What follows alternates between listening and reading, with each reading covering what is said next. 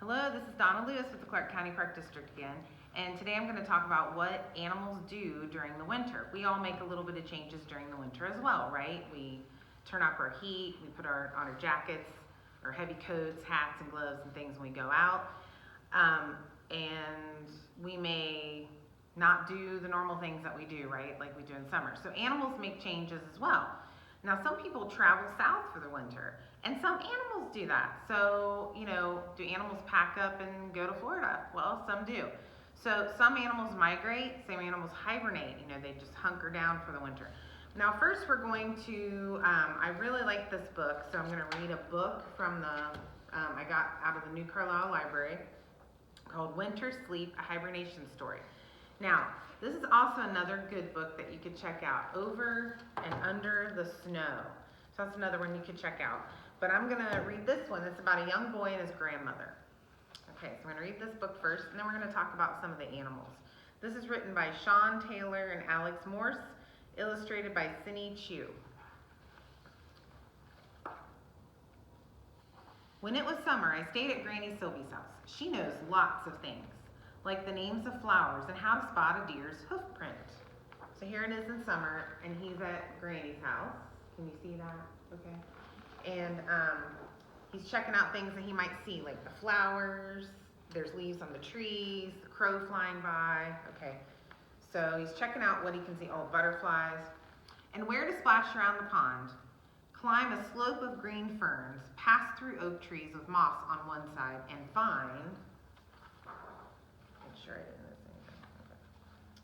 So this is the different stuff he's finding, like the dragonflies in the pond, ferns, all kinds of life growing, right, in the summer. So, and find the secret glade. So he's looking for his favorite spot. Butterflies fluttered, even though it was late. Granny Sylvie helped me listen for songs of different birds.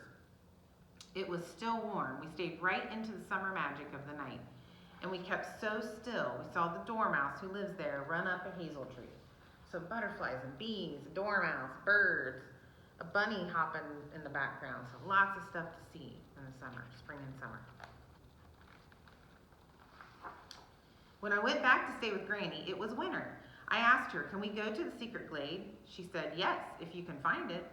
Everything was different. The pond was frozen hard. The ferns on the slope looked dead.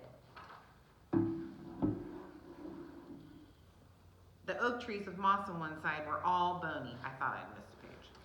And the glade was quiet and bare. It wasn't anything the same. No butterflies, no flowers, no birds. I wanted to see the dormouse, but Granny said the dormouse would be having a winter sleep. It was too cold to stay, and I said, nothing's alive in winter. Granny Sylvie told me, it is. So things look a lot different in the changing seasons. Now it's winter, we're not seeing the same things. We can't see the dormouse, but she's hiding here. She'll be safely, deeply sleeping all winter long. This is her hibernation time. In autumn, she feasted on forest nuts, fruits, and insects. Then the long nights came. She felt cold, heavy, and sleepy. There was nothing more to eat. So she made a nest ball, and she's inside, secretly snoring until the spring sun warms her body again. On the way back, I asked, are there other animals hiding in the trees? So she's hiding there in her little cozy nest. So what do we do at night when it's really cold? We cozy up under the blankets, right? Granny said, yes, lots of bats hibernate in trees. On warm winter nights, they fly across the forest chasing insects and pulling spiders from webs. But even their food rests in winter. So bats snuggle up in a hollow trunk or cave and snooze through the frosty weather. I said, where do all the insects go? So here's bats roosting in the winter. So you wouldn't see them that easily, right? They'd be way back in the cave. So bats will hibernate during that time. Granny told me, some are sleeping right under your feet. The ground is frozen hard, but down below there are stag beetles waiting to come out. The queen bumblebee sleeps in a tiny tunnel. Some moths and butterflies hide underground, often wrapped up, waiting for spring. Mother earwigs look after their eggs until they hatch when spring comes. We were coming to the pond, so I asked, what about in the water? So stag beetles and earwigs. moths and butterflies, the queen bee. So even some insects are going to stay underground for the winter and then come back out and emerge in the spring. Granny said, "There's ice on top, but pond life waits below. Before it froze, frogs dived down deep into slimy mud. Now they are still and breathing so slowly they seem dead. But when the water warms in the spring, we'll hear them croaking again." I said, "So all sorts of animals are having a winter sleep." So when you see the pond frozen outside, there's a lot of life underneath there. And they're trying to stay warm during these winter months. So some things will go under the mud at the bottom of the pond.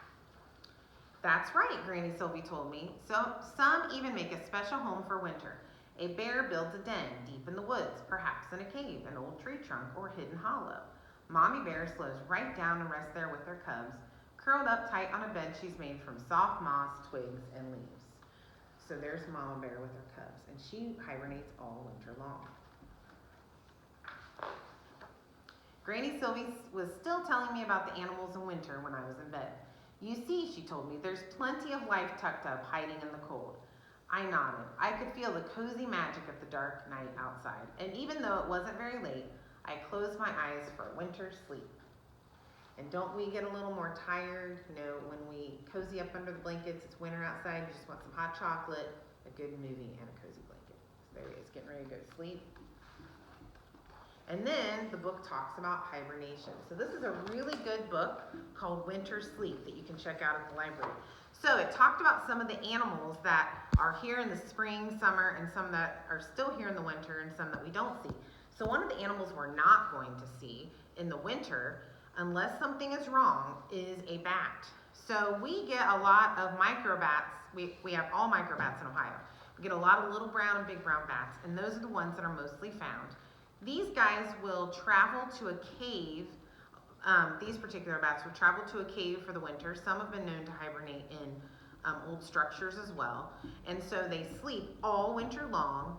And if there's a nice day outside, they might come out to get a drink. So they're not really true hibernators. And they will get condensation that collects on the fur on their back, and they will reach back and drink the water when they need a drink. So it's pretty cool. So but they fatten up a lot before their winter sleep. So it's really important not to disturb bats during their sleep, because they'll lose the energy and the fat stores that they have if you wake them up. So a true hibernator is one like the bear. So in southern Ohio, we do have bears, and these guys are going to sleep all winter long. They'll even have their young in the cave while they're hibernating, and the babies just feed off of mom and sleep while she's pretty much drowsy and sleeping herself. So wouldn't that be awesome as moms?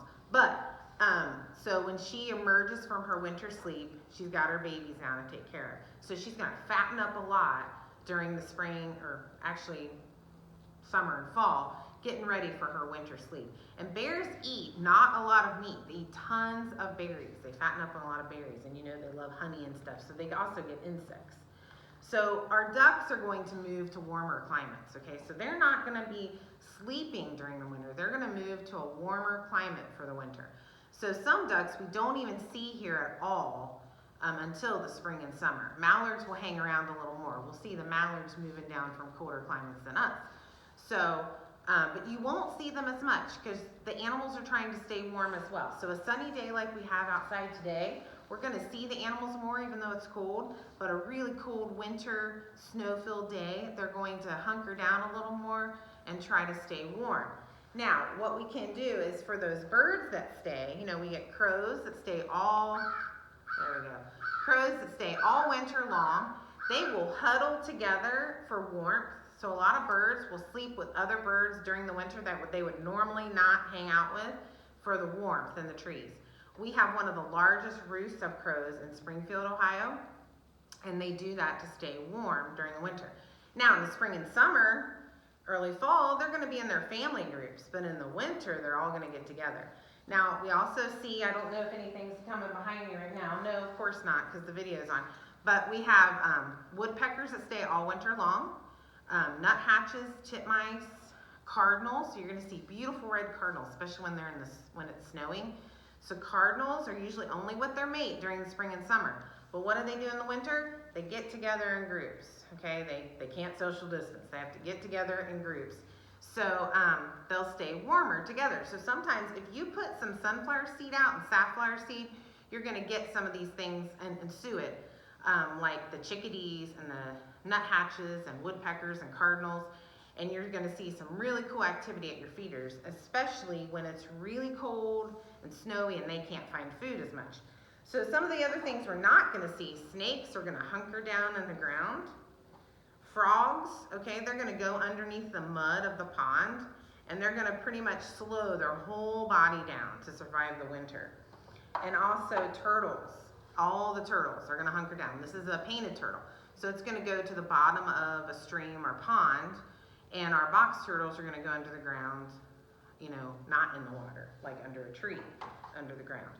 So other things that don't stay, a lot of our birds migrate. So this little dude migrates 1,000, 2,000 miles, I believe. So this one's gotten chewed on by a mouse, so our hummingbirds will travel a really long way to get to where they can find food during the winter. And then in the spring, they'll come back.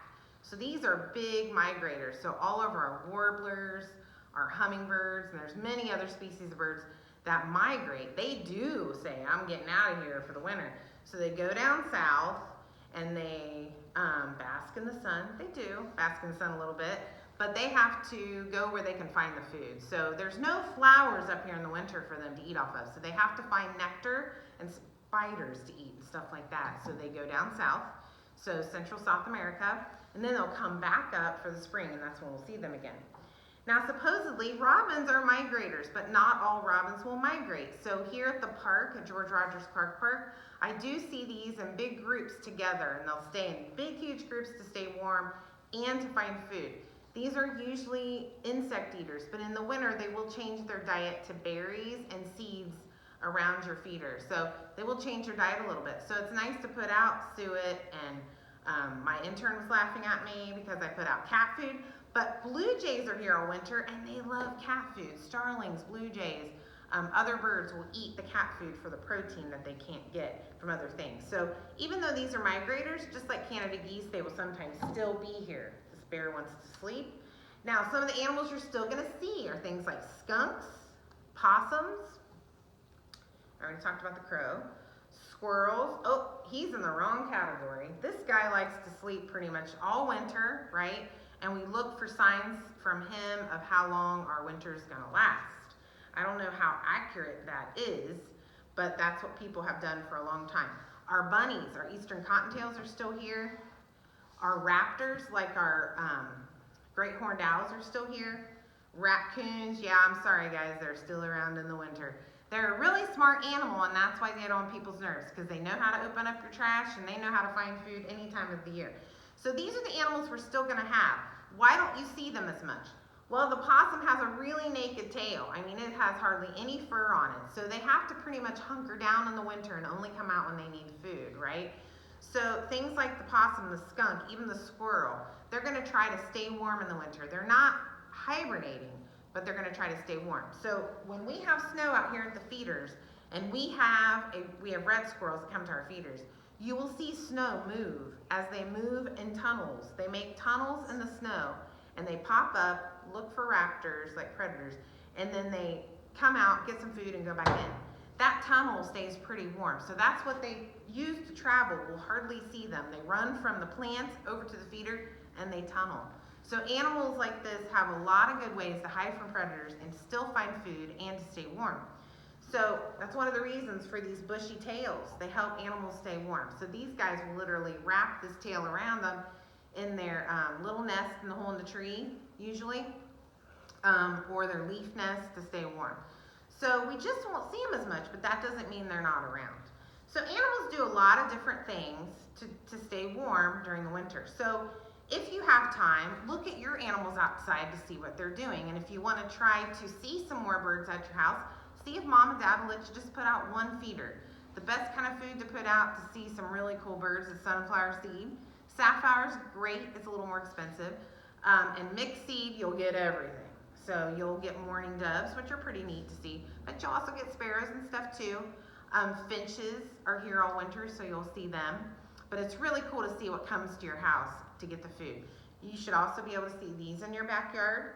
And some things only come out at night. Maybe we don't want to see a skunk, but I love them. So skunks and possums are nocturnal. These come out during the day and night, your eastern cottontails. Of course, the owls are at night, but sometimes you can hear them or see them. Just look for signs of what the animals are doing at the change of seasons. All right, guys, if you have any questions, you can always email me at dlewis@clarkcountyparks.org.